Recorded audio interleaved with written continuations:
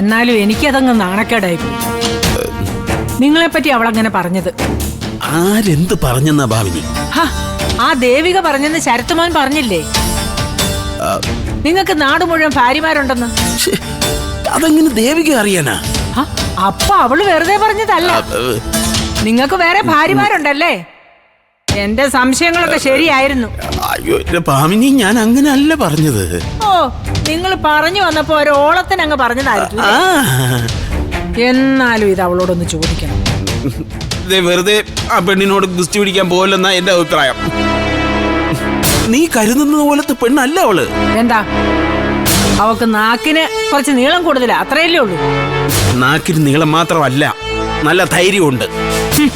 അവളുടെ ധൈര്യം. ഒരു തവണ ഞാൻ അവളെ ഒന്ന് കുത്തി പിടിച്ചതാ. അവക്കറിയത്തില്ല ഭാമിനി ആരാണെന്ന്. ഭാമിനി, നമ്മൾ ഇവിടെ വന്ന് എന്തിനാ? വല്യക്കന്റെ പേരിലുള്ള ആ സ്ഥലവും എഴുതി വാങ്ങി പറ്റാവുന്നത്ര കാശും സ്വരുക്കൂട്ടി നമ്മുടെ പാട് നോക്കി പോകാൻ അല്ലേ? അത് മതിയെന്ന്. അല്ലാതെ മുങ്ങുന്ന കപ്പലിൽ നിന്നോണ്ട് അടി കൂടേണ്ട കാര്യമുണ്ടോ?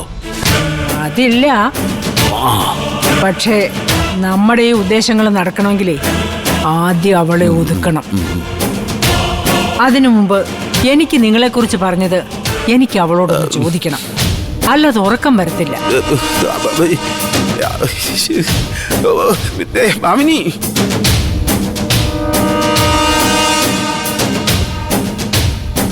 എടി, എന്താ ഭാമിനി അമ്മച്ചി? നീ പറഞ്ഞോടി, എന്റെ കെട്ടിയോന് നാട് മുഴുവൻ ഭാര്യമാരാണെന്ന്. എന്റെ ഭാവിനി ആ കൊച്ചറിവില്ലാതെ പറഞ്ഞതാ. ഇതൊരു കൊച്ചു കുട്ടിയല്ലേ, നീ ക്ഷമിക്കേ. കുട്ടിയല്ല, ഓനക്കുട്ടി. ആമ്പർന്നവൻ ഇതിൽ ഇടപെടണ്ട. എന്ത് വേണോന്ന് എനിക്കറിയാം. സോമനച്ഛന് നാട് മുഴുവൻ ഭാര്യമാരുണ്ടെന്നൊന്നും ഞാൻ പറഞ്ഞില്ല. ശരത്തിനുണ്ടാവുന്നു പറഞ്ഞു. ശരത്ത് സോമനച്ഛനെ കൂട്ടുപിടിച്ചതായിരിക്കും. ഭാമിനി അമ്മച്ചി ഇനി ഒന്ന് സൂക്ഷിച്ചോ. കാരണേ സോമനച്ഛൻ ശരത്തിന്റെ കൂടെ ഇപ്പൊ നടപ്പ്. അപ്പൊ പിന്നെ ചിലപ്പോ ഇനി ഇങ്ങനൊക്കെ സംഭവിച്ചുകൂടാന്നൊന്നുമില്ല. അങ്ങനെ എങ്ങനെ സംഭവിച്ചാ ഭാമിനി അമ്മച്ചിക്ക് ദുഃഖിക്കേണ്ടി വരും. നീ എന്താടി പറഞ്ഞേ? നിനക്ക് ഞങ്ങൾ ആരാണെന്ന് ശരിക്കും അറിയത്തില്ല. ചുമ്മാ വരട്ടത് ഭാമിനി അമ്മച്ചി. ഞാൻ നേരത്തെ നിങ്ങളോട് പറഞ്ഞിട്ടുള്ളതാ, നിങ്ങൾ ആരാണെന്നുള്ള കൃത്യമായ ഒരു ഊഹവും ധാരണയും എനിക്കുണ്ട്. നല്ല ഒന്നാന്തരം നരബലി ഫാമിലി. നിങ്ങളതിനോട് മുഖത്തോക്കി പറഞ്ഞായിരുന്നല്ലോ വേണ്ടി വന്ന നരബലി നടത്തുന്നു. ഇപ്പൊ എനിക്കത് ഉറപ്പായി. ഇതുപോലൊരു ഭാര്യയും ഭർത്താവും കുറച്ചാലും മുമ്പ് അകത്തായിരുന്നു. പലതും അറിഞ്ഞായിരുന്നോ? വെറുതെ പ്രശ്നത്തിനേക്കാതെ നീ വന്നേ. വാ. എന്താ എന്താ ചിറ്റപ്പ പ്രശ്നം? ഇവളെന്റെ കെട്ടിയോനെ കുറിച്ച് അപഖ്യാതി പറയുന്നു. ഇയാൾക്ക് നാട് മുഴുവൻ ഭാര്യമാരുണ്ടെന്ന്. ഇത് ചോദിക്കാൻ വന്ന എന്നെ എന്റെ ആമ്പർന്നോനെ അപമാനിക്കുക. ഞങ്ങള് കൊലയാളികളാണെന്ന്. ദുർമന്ത്രവാദവും നരബലിയും നടത്തുന്നവരൊക്കെ കൊലപാതകളി തന്നെയാ.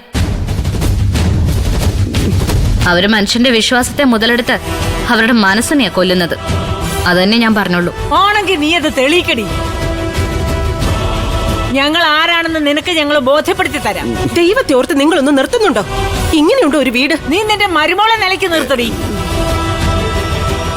അവക്ക് യാതൊരു അധികാരവും അവകാശവും ഇല്ലാത്ത വീട്ടിൽ നിന്നാ ഈ അഹങ്കാരം കാണിക്കുന്നത്. എനിക്ക് ഈ വീട്ടിൽ അവകാശമില്ലാന്ന് ആരാ ഭാമിനി അമ്മച്ചിയോട് പറഞ്ഞത്? ഇതേ എന്റെ സുധേട്ടന്റെ വീടാ. ഇവിടുത്തെ അച്ഛനും അമ്മയും ഇറങ്ങിപ്പോവാൻ പറയുന്നിടം വരെ ഞാൻ ഇവിടെ തന്നെ ഉണ്ടാവും. പിന്നെ കള്ളം പറഞ്ഞു അഭിനയിച്ചും ഈ വീട്ടിൽ കയറിക്കൂടിയ ശരത്തെന്ന് പറയുന്നവനെ കുറിച്ചുള്ള അന്വേഷണം ഒന്ന് കഴിയട്ടെ. അത് കഴിഞ്ഞ് ഞാൻ അന്വേഷിക്കാൻ പോകുന്നതേ ബ്രഹ്മശ്രീ സോമൻ എന്ന ഈ സോമൻ അച്ഛനെ കുറിച്ചും ഭാമിനി അമ്മച്ചയെ കുറിച്ചും ആയിരിക്കും. എന്നിട്ട് ഞാൻ പറയാം നരബലി ഫാമിലി ആണോ അല്ലയോ എന്ന്. എന്റെ ഭാമിനി, നീ ഒന്ന് വന്നേ. വെറുതെ വടി കൊടുത്ത് അടി വാങ്ങിക്കാതെ നീ വന്നേ.